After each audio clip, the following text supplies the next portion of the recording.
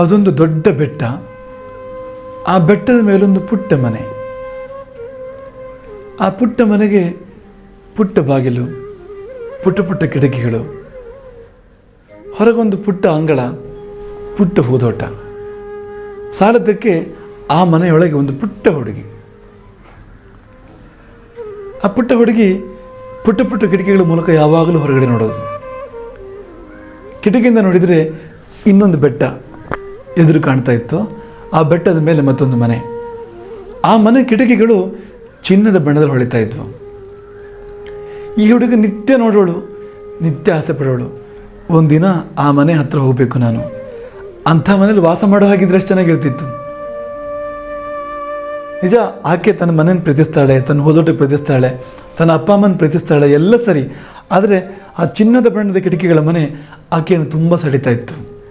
ಪಕ್ಕದ ಬೆಟ್ಟದ ಮೇಲೆ ಬೇಗ ಬೇಗ ದೊಡ್ಡವಳಾಗಬೇಕು, ಬೇಗ ಬೇಗ ಅಂಥ ಮನೆಯಲ್ಲಿ ವಾಸ ಮಾಡೋವಾಗಬೇಕು ಅನ್ನೋ ಆಸೆ ಅವಳಿಗೆ. ಸ್ವಲ್ಪ ದೊಡ್ಡವಳಾದ್ಲು.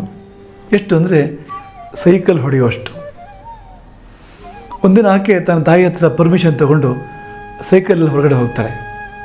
ಆ ಕಡೆಗೆ, ಪಕ್ಕದ ಬೆಟ್ಟದ ಕಡೆಗೆ, ಆ ಮನೆಯ ಕಡೆಗೆ.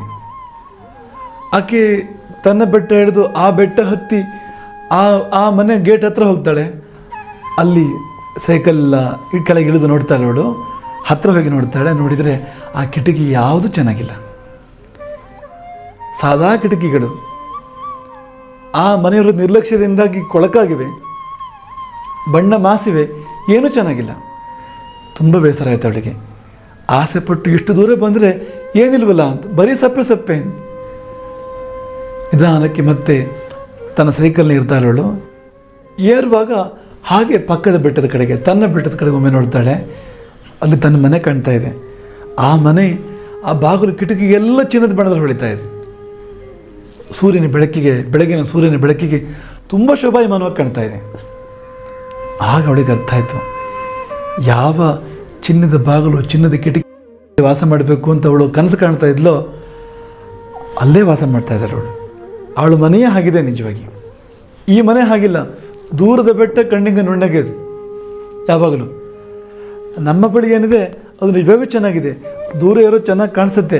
ಈ ಕೊಂಬೆಲಿರೋ ಮಂಗಕ್ಕೆ ಆ ಕೊಂಬೆ ಚೆಂದ ಕಾಣಿಸುತ್ತೆ. ಆ ಕೊಂಬೆ ಹೆಚ್ಚು ಹೆಸರು, ಆ ಕೊಂಬೆಯಲ್ಲಿ ಹೆಚ್ಚು ಫಲಗಳು, ಹೆಚ್ಚು ಹೂಗಳು ತನಿಸುತ್ತೆ. ಈ ಕೊಂಬೆದು ಆ ಕೊಂಬೆಗೆ ಹಾರುತ್ತೆ. ಅಲ್ಲಿ ನೋಡಿದ್ರಲ್ಲಿ ಏನಿಲ್ಲ, ಸಪ್ಪೆದು. ಇನ್ನೊಂದು ಕೊಂಬೆ ಚೆನ್ನಾಗಿ ಕಾಣುತ್ತೆ. ಅದಕ್ಕೆ ಶಾಖಾಮೃಗ ಅಂತ ಕರೀತಾರೆ ಮಂಗವನ್ನು. ಯಾಕೆಂದರೆ ಕೊಂಬೆಯಿಂದ ಕೊಂಬೆಗೆ ಆಸೆಯಿಂದ ಹಾರ್ತಾ ಇರುತ್ತೆ. ನಿಜ, ನಮ್ಮ ಸ್ವಂತ ಅನುಭವ ಇದು. ಜಗತ್ತೆಲ್ಲ ಸುತ್ತಿದ ಮೇಲೆ, ದೇಶ ಎಲ್ಲ ನೋಡಿದ ಮೇಲೆ ಕೊನೆಗೂ ಬಂದ ಅನುಭವ, ಕೊನೆಗೆ ಬಂದ ದರ್ಶನ ಏನು ಅಂದರೆ, ನಮ್ಮೂರು ಚೆಂದ, ನಮ್ಮವರು ಚೆಂದ, ನಮ್ಮ ನಡೆ ಚೆಂದ, ನಮ್ಮ ತಿಂಡಿ ಊಟ ನಿಜವಾಗಿ ರುಚಿಕರ, ಅದರಷ್ಟು ರುಚಿಕರ, ಅದರಷ್ಟು ಸೊಗಸು ಬೇರೆ ಯಾವುದೂ ಅಲ್ಲ.